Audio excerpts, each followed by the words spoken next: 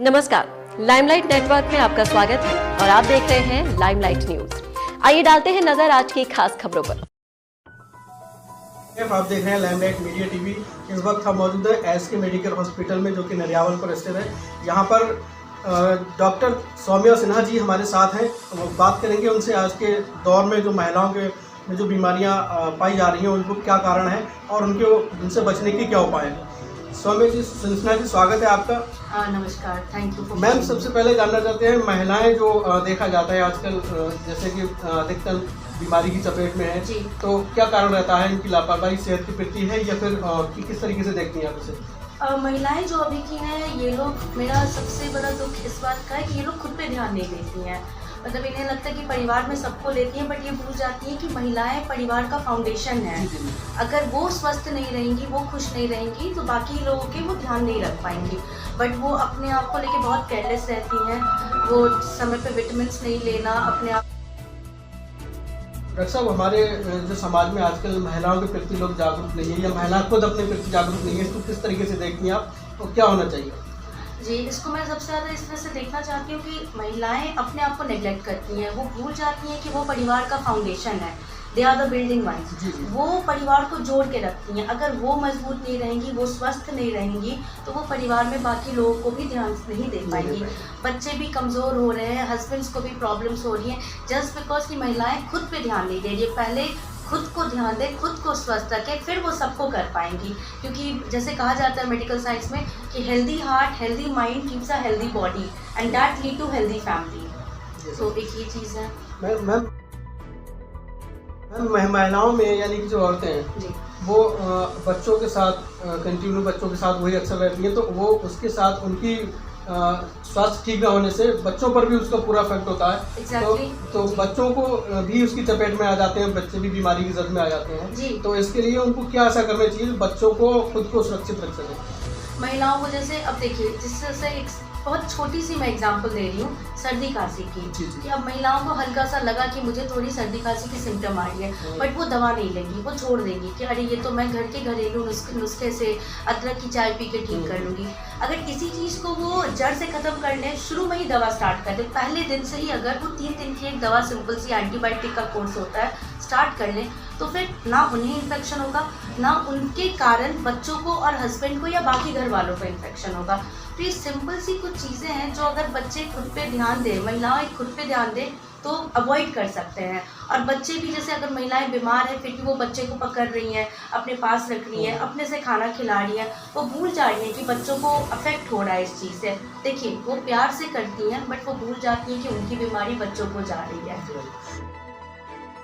तो अक्सर देखा है, जैसे गर्भावस्था होती है, जब प्रेगनेंसी होती है, उस पीरियड में महिलाएं मतलब एक तरीके से जागरूक नहीं है, वो काम करती हैं, उन्हें नहीं करना चाहिए था उस कंडीशन में। तो आप उसकी क्या कहना चाहिए उन महिलाओं को? ये आपने बहुत महत्वपूर्ण सवाल पूछा है, क्योंकि जो प्रेगनेंसी के दौरान कुछ विटामिन्स ऐसे होते हैं जो महिलाएं अगर रेगुलरली ले, तो बच्चे, एक बीमारी, एक एनेंकेफेली बीमारी है जो आजकल बहुत कॉमन चल रही है, वो बच्चों में नहीं होगी। या और भी कुछ चीज़ें हैं जो बच्चे कमज़ोर पैदा हो रहे, कम खून के साथ पैदा हो रहे, सांस की दिक्कत के साथ पैदा हो रहे। ये जस्ट बिकॉज कि महिलाएं जो है एंटीनेटल केयर के दौरान जो दवाएं दी जाती हैं उसे सही टाइम पे नहीं लेती हैं, और कभी लेती भी हैं तो 10 दिन लिया, फिर छोड़ दिया कि अब मुझे अच्छा लग रहा है। ये बातें नहीं होती है। 9 महीने की कोर्स होती है, उसे पूरी खानी होती है।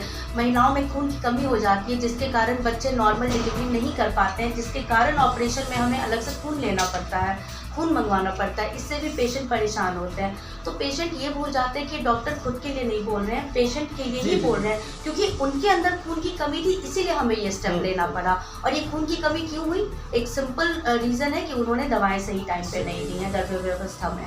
तो गर्भ व्यवस्था तो खैर आपने बहुत महत्वपूर्ण सवाल पूछा है। उस समय महिलाएं पूरे दिन घर का काम करती हैं, बोलने पर भी कि सीढ़ी ना चढ़ें, भारी बर्तन ना उठाएं, भारी बाल्टी ना उठाएं, वो ध्यान नहीं देती हैं, जिसके कारण ये कमज़ोरी होती है उन्हें। और दवा तो खैर वो नहीं ही टाइमली ले रही हैं।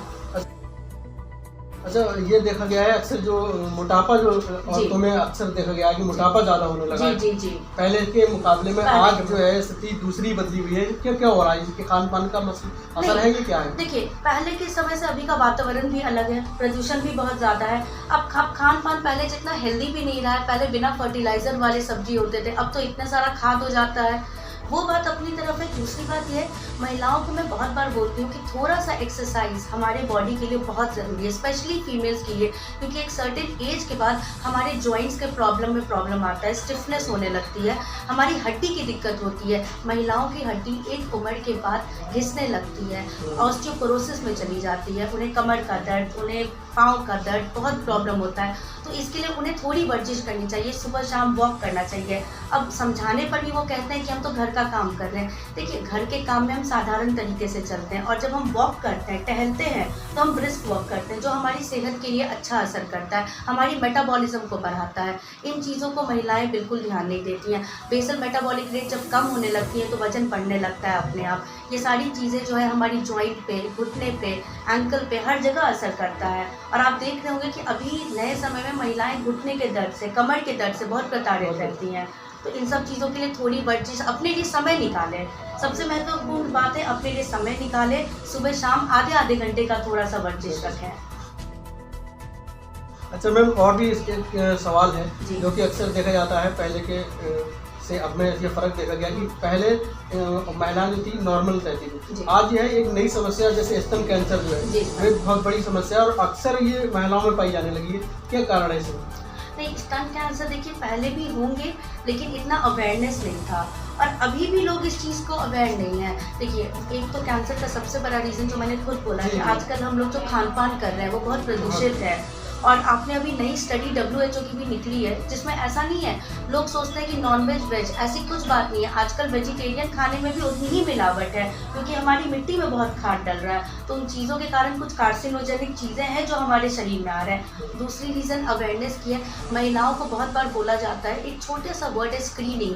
अगर वो अपने पे ध्यान दे, ब्रेस्ट में थोड़ा सा भी या स्तन में थोड़ा सा भी उन्हें लंप, जैसे कि उन्हें लग रहा है कि मांस की तरह लग रहा है, या थोड़ा सा सफ़ेद डिस्चार्ज या पानी की तरह डिस्चार्ज आ रहा है, या वहाँ की जो खाल है वो मोटी हो रही है, या वहाँ पे रेडनेस या इचिंग हो रहा है, तो वो क्या करते हैं, घर में ही कुछ घरेलू नुस्खा करते हैं, जिससे उन्हें 2-3 दिन आराम हो जाता है। लेकिन ये सारे चीज़ इंडिकेशन है कि आप अपनी जांच करा लें। 35 साल के ऊपर हो जाने के बाद कहा जाता है कि 6-6 महीने पे महिलाओं को फुल बॉडी चेकअप कराना चाहिए, जिसमें स्तन की भी जांच है। अगर ये जल्दी पकड़ में आ जाएगा तो ये क्यूरेबल है, ये ठीक हो सकता है। लेकिन इसके लिए यही है कि हमें स्क्रीनिंग करनी होती है, जो हम नहीं करते, जो महिलाएं अपने आप को अवॉइड करती हैं, अपने पे ध्यान नहीं देती हैं। मैम, आखिर में आपने बहुत सारी बातें की, लोगों को जागरूक किया, खासतौर से महिलाओं के बारे में आपने बताया, तो आखिर में एक ऐसा संदेश महिलाओं को और पूरे देश को आप क्या देना चाहती हैं अपने से? मैं पूरे देश को, महिलाओं को स्पेशली ये देना चाहती हूँ, जो मैंने शुरुआत में कही कि आप, you are the foundation of your house. आपको खुद को स्वस्थ रखना है, खुद पे ध्यान देना है। अगर आप व्रत कर रहे हैं, अगर हिंदू हैं तो आप व्रत कर रहे हैं, मुस्लिम है रोज़ा कर रहे हैं, ये सब करिए आप, लेकिन अपने पे भी ध्यान दीजिए, अपने शरीर पे ध्यान दीजिए। अगर आप बीमार पड़ रहे हैं तो अपने आप को अवॉइड मत करिए, अपने आप को डॉक्टर को दिखाइए। अगर दवाई चलाने की ज़रूरत है तो प्लीज़ चलाइए, क्योंकि अगर आप जल्दी इसको स्टार्ट कर देंगे तो आप ठीक हो जाएंगे, और अगर आप बहुत लंबा खींच देंगे तो कमज़ोरी या बीमारी इतनी बढ़ जाएगी कि फिर वो डॉक्टर के भी हाथ में नहीं रहती है। तो बस यही मैं कहना चाहती हूँ कि अपने आप पे ध्यान दें, अपने लिए जागरूक रहें, क्योंकि आप स्वस्थ तो आपका परिवार स्वस्थ। ये थी डॉक्टर सौम्या सिन्हा जी, जो कि SK मेडिकल हॉस्पिटल में बैठती हैं, और उन्होंने अभी आपको जो बातें बताई वो बहुत इम्पोर्टेंट बातें थी। उन्होंने बताया कि महिलाओं को किस तरीके से जीना चाहिए और किन चीज़ों से बचाव करना चाहिए।